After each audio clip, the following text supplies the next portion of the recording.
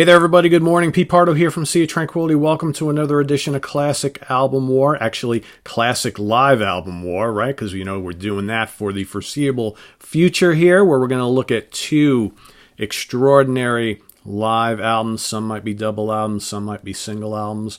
Some might be triple or quadruple. You never know, right? So we're going to be doing that for the next kind of month or so. All right, we've got two great ones here today.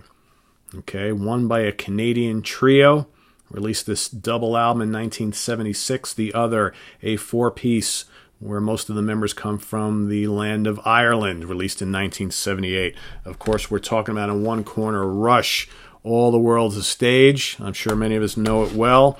The other, Thin Lizzy, Live and Dangerous.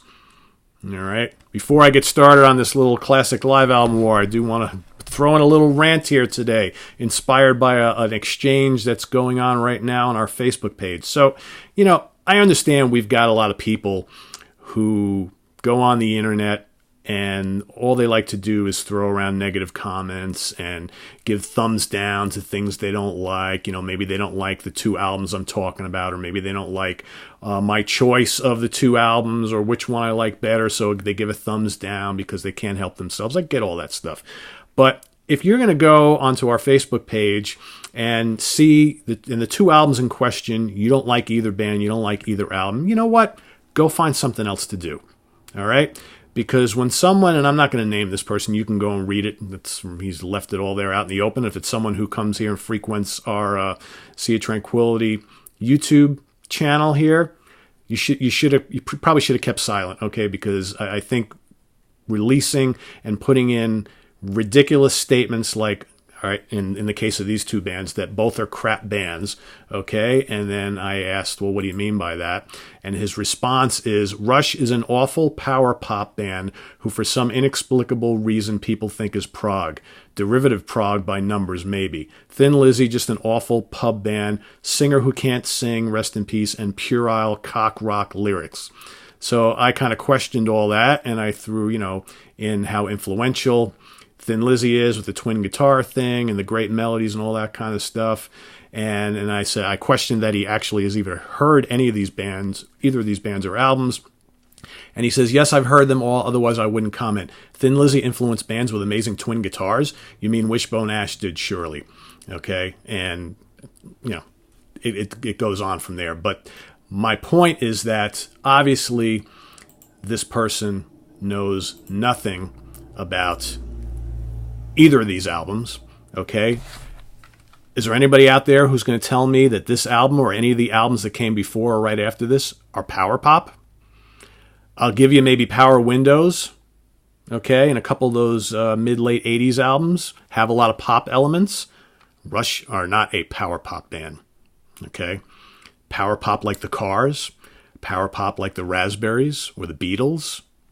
You think Rush sounds like those bands? I have this feeling you have not listened to Rush, okay? And as far as Thin Lizzy being a ordinary pub rock band with crappy lyrics and a bad vocalist, seriously, how much Thin Lizzy have you heard? Okay? Obviously, to me, these comments sound like, I'm sorry, okay, and if I'm offending you, sorry, but you're offending a lot of us with your comments about two beloved bands. Okay, this sounds like prog rock snobbery to me. I've talked to a lot of people in my life who won't listen to anything if doesn't sound like Yes or ELP or Genesis or King Crimson. It's horrible music. Okay, it's one thing. It's one thing if you don't like bands other than the genres you listen to, but I mean those kind of statements. It's just ignorance, okay? Anyway, let's get on from that. So if you want to see these comments, go to our Facebook page. Utterly ridiculous. So, and you know what, fella? If you don't like my comments here, well, then maybe you should stop commenting on stuff you know nothing about, all right? You put it out there. I got it out here now. All right, so first of all, this album I have owned I had this on LP, double LP back in the day. A tremendous live document of Rush at their early best, okay? Rush would release many live albums throughout their career. We're going to try and get to a lot of them, all right? This was the first one. This, again, contains most of the best material off their first couple albums, Okay, so you got, the Rush album, Fly By Night, Caress of Steel, 2112, and then this live album. So this album documents kind of all that great early work. You've got the killer Bastille Day, a crushing version of Anthem, probably my favorite Rush song of all time, or one of my top 2 or 3 easily. Fly By Night, In the Mood medley. Okay, Something for Nothing, heavy song. Lakeside Park, a majestic Lakeside Park, a great version of 2112. So for that viewer, there's no prog in that song? Please. By-Tor and the Snow Dog. No prog in that tune either? It's like, if it's got like, loud Marshall amps, it ain't progressive rock. Bullshit. Come on. In the End, Working Man / Finding My Way and What You're Doing. A potent album that shows Rush with their metallic early style, with the prog rock starting to creep into their music. Okay? Performance is on fire.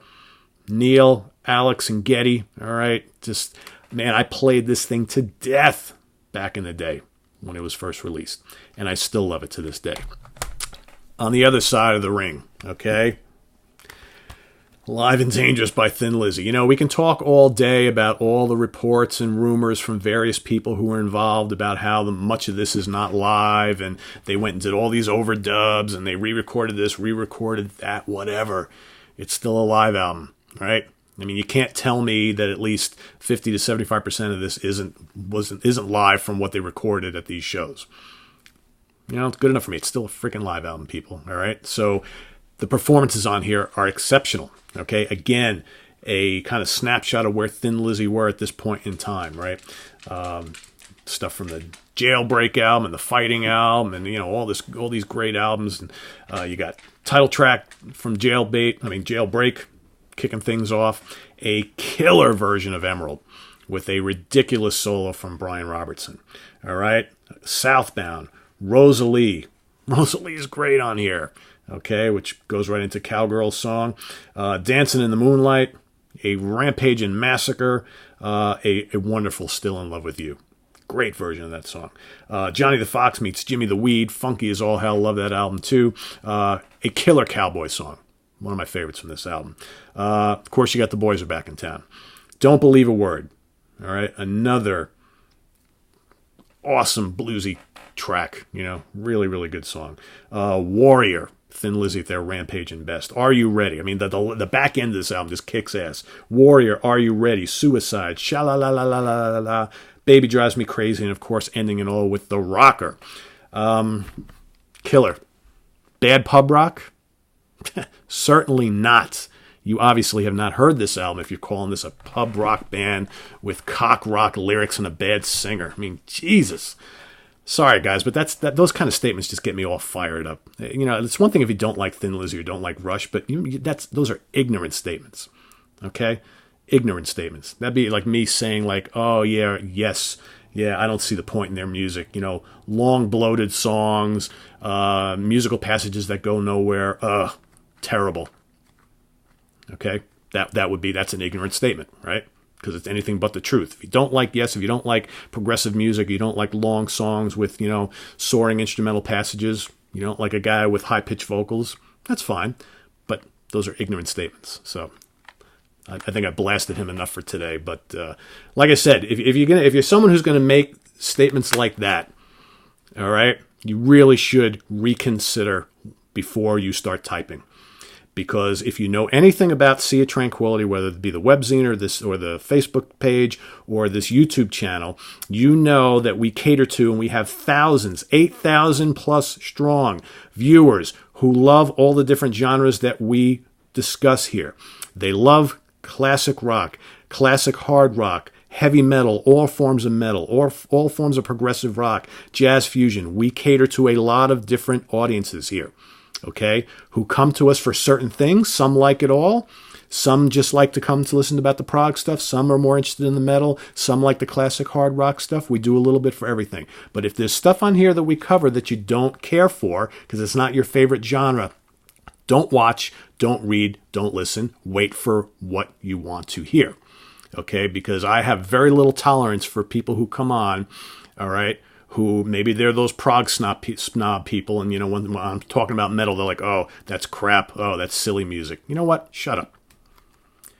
Wait till I start talking about prog stuff, then you can comment, okay? Don't comment about shit you know nothing about, okay? And if you're going to come on, you're going to start stuff either on the Facebook page or on here, and you're either going to talk, you know, trash about me and what I'm saying or about the bands, or you're going to disrespect the other great people who are on here because we have a community on here, and you're going to start bullying all that and throwing your opinions around. I got two options for you. You're going to get both, actually. You're going to get a response from me because I watch and I look at all the comments, and then I'm going to ban you from posting. I've done it before. I'll do it again. I want this to be a respectful place, a fun place for people who want to discuss music. All right? Like I said, not everybody likes everything, okay? But don't be one of those internet, assholes who just get a kick out of just being negative all over the place, because I don't have any tolerance for it. And I have little, and my tolerance level is shrinking as we go along. I want this to be a fun thing. This is a fun labor of love for me, and I know it's a fun place for a lot of people. We've got thousands and thousands of people coming here every day now. All right? And if you're one of those internet trolls whose sole purpose in life is to make everybody, miserable with your own misery, then go somewhere else. That's all I got to say. All right? So my choice between these two. Man, I've been debating this all last night and all this morning. Okay? I honestly cannot pick a favorite between these two. My initial choice was to say Rush because I have a little more history with this album than this album. Not much, but a little more history with this. But I probably listened to this a lot more than All the World's a Stage in recent years. So you know what? I'm going to do the cop-out thing today because, again, it doesn't really matter. I can't pick them between the two of these. I love them that much. All right? So I'm going to give it a draw. It's a draw. They're both great. There's no weak tracks on either one of these albums, okay? Production on both is stellar. The set list on both is stellar. They perfectly capture each band at that point in time with a lot of their best material from the albums that preceded these albums, these live albums. Doesn't get much better than this, right? Okay? Doesn't get much better than this. So a draw for today. Two great albums, as I'm sure most of you will agree. Neither one better or worse than the other. All depends on what your preference is. I love them both to death, so it doesn't really matter which one I like better than the other because I like them both. I can't make a decision. The important thing is that they're both great, and we're both talking about them today. So curious to see what you guys like about each album. If you prefer one over the other, great, let us know. If you can't make a decision like me, which a lot of people on the Facebook page were having an issue with, right? It's a very close battle on the Facebook page. It's a hard choice. It really is. Really tough choice. Two absolutely stellar, important bands in the history of hard rock, prog, classic rock, whatever you want to call them, heavy metal. That they kind of dabbled in a lot of that stuff. But two great albums, and it's just very cool that we're just talking about them today. That's the important thing. Okay, so visit us on the web at www.seatranquility.org. We're on Facebook, we're on Twitter. Of course, go on the Facebook page and vote if you feel like it, or just drop in some comments here, there, or both, everywhere. All right, and we'll see you again tomorrow morning with another edition of Classic Album War. Oh, by the way, the History of Southern Rock episode is coming along. I'm probably like maybe not quite halfway through all of my kind of note-taking and thoughts, and once I get done putting all those notes together, I'm going to deliver that to you. So it's probably going to be about a week later. I probably won't get to it till this coming weekend, but it'll be worth it, right? So we'll see you then, guys. Take care. Bye-bye.